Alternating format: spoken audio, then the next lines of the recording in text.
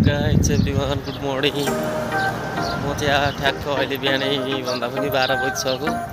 12 बजी उठेर अहिले म ड्युटी जाने क्रममा छु होइन। अब यहाँनिर चाहिँ एकदमै गाह्रो है, भाषा सब पनि केही नबुझ्ने। अहिले म चाहिँ साउदी अरबिया साकाका भन्ने ठाउँतिर छु होइन। यताको रमणीय दृश्यहरू जस्तो छ, साउथ यस्तो छ। अलिक म चाहिँ अहिले अब गाउँतिरै छु होइन। गाउँ भए पनि अब यतातिर त्यो बस्नु राम्रै छ। साउथ एकदम गर्मी, साउदी देश अब अलिकति गर्मी भएर भन्थ्यो। गर्मी त्यतातिर घाम त बा छोडिदिनुहोस् न, यति साह्रो गर्मी घाम यतातिरको।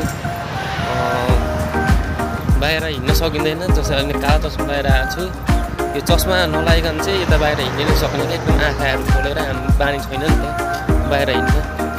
रोडहरू चाहिँ यस्तो हुन्छ होइन। रोडहरू चाहिँ 1 वे 2 वे 2 रोडहरू छ यहाँनिर।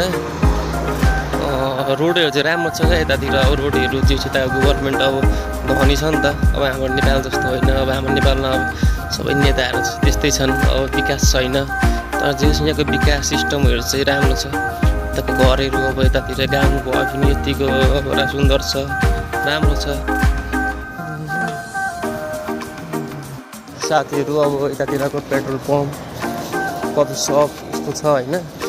अब यहाँबाट मैले काम गरेको ठाउँमा ठ्याक्कै पुग्न चाहिँ अब त्यस्तै 2 मिनट जस्तो लाग्छ। म तपाईँहरूलाई अब मैले काम गर्ने अब रेस्टुरेन्ट पनि म देखाउँछु होइन कस्तो छ। त्यही मैले काम गर्ने रेस्टुरेन्ट हो यो, 4 स्टार होटल हो। त्यसको ब्याक साइड चाहिँ यस्तो छ पछाडिपट्टिबाट। म पछाडितिरबाट जान्थेँ होइन। तर अब आज एकपल्ट अब रेस्टुरेन्ट पनि हेरौँ न अब कस्तो रहेछ भनेर म तपाईँहरूलाई सबै अगाडिबाटै देखाउँछु। यस्तो छ यताको अब के भन्छ पार्किङ सिस्टमहरू होइन।